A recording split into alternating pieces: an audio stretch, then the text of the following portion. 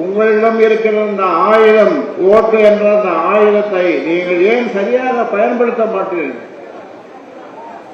இவ்வளவு உழைச்சோம், இவ்வளவு கஷ்டப்பட்டோம். 46 வருஷம், 96,000 கிராமங்கள், இரவு பகல காலையில கூழ் குடிச்சிட்டு எங்கேயாவது ஒரு பம்பு செட்ல தண்ணி அரைக்கும், அதுல போய் அந்த கூழை கரைச்சி குடிச்சிட்டு என்னுடைய பயணத்தை மேற்கொள்வேன். மதியானம் சாப்பாட்டை 5 மணிக்கு போடுவோம், 5 மணி சாப்பாட்டை அதிகாலை 3 மணிக்கு கோழி கூவுத அந்த நேரத்தில் போடுவோம். அவ்வளோ பசி. உங்களுக்காக பசியை அடக்கிக் கொண்டேன், உங்களுக்காக இவ்வளவு செய்தேன். இதையெல்லாம் விட்டு யார் எக்கேடு கட்டு போறாங்க?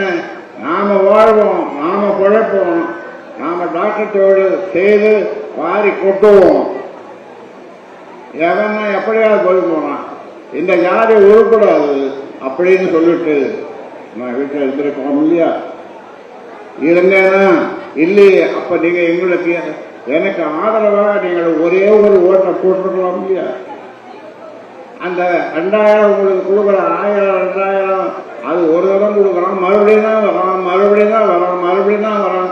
பொய் பொய் பொய் பொய், பை நிறைய பொய்யை சொல்லி பொன்னான வாக்குகளை, உங்க பொன்னான வாக்குகளை எங்களுக்கு போடுங்கள்.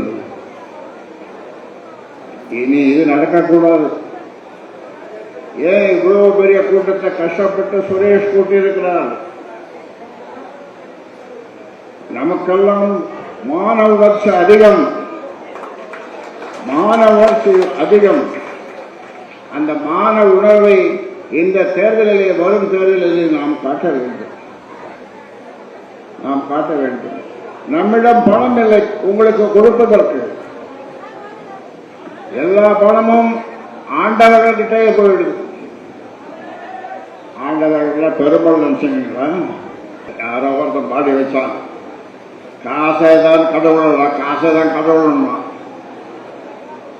காசு கடவுள்னு சொல்லிட்டு இந்த ஏழை ஜனங்களுக்கு, ஊமை ஜனங்களுக்கு காசை கொடுத்துட்டு ஓட்டம் வாங்கிடலாம், ஓட்டம் வாங்கிடலாம். அதனால இனி அது நடக்கக்கூடாது. ஒரே ஒரு தரம் வருகின்ற சட்டமன்ற தேர்தலில் ஒரே ஒரு தரம் ஒரு ஓட்ட போடுறதுல உனக்கு என்ன குறைஞ்சு போச்சு? மானமும் ரோஷமும் உள்ள சமுதாயம் இந்த சமுதாயம். தேர்தல் நேரத்தில் அது எல்லாமே போய்விடுது. மானமும் இல்லை, ரோஷமும் இல்லை, வெட்கமும் இல்லை, எதுவுமே இல்லை. எனக்கு காசை தான், அவன் கொடுக்குற காசை தான் முக்கியம்னு சொன்னால் உன் பிள்ளை படிக்காது, உன் பேரன் டாக்டர் ஆக முடியாது, உன் பேச்சு கலெக்டர் ஆக முடியாது. இதையெல்லாம் நீங்கள் எண்ணி பார்த்து, தாய்மார்களே எண்ணி பாருங்க. உங்க காலம் முடிஞ்சு போச்சு.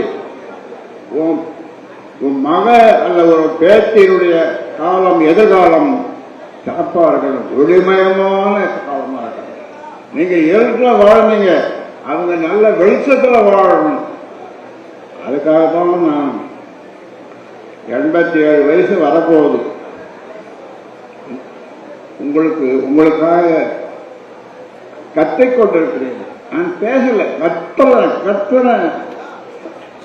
உங்கள் காதுகளுக்கு, உங்கள் செவிகளுக்கு கேட்கும்படியாக கத்துகிறேன். அதனால நீங்கள் இந்த முறை பாட்டாளி மக்கள் கட்சி வேட்பாளர் யார் நிற்கிறாங்களோ அவங்க ஓட்டுக்கிட்டு கேட்கக்கூடாது, காசு கொடுக்கக்கூடாது.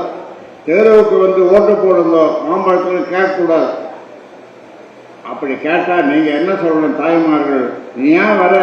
ஐயா சொல்லிட்டார், நீ ஏன் உள்ள வெளியே வர? வீட்டில் போய் படுத்து தூங்க, நீ ஜெயிக்கிற, நீ ஜெயிக்கிற. வெளியே வந்து ஓட்டு கேட்கறது எங்களுக்கு அசிங்கமா இருக்குது அப்படின்னு தாய்மார்கள் சொல்லணும்.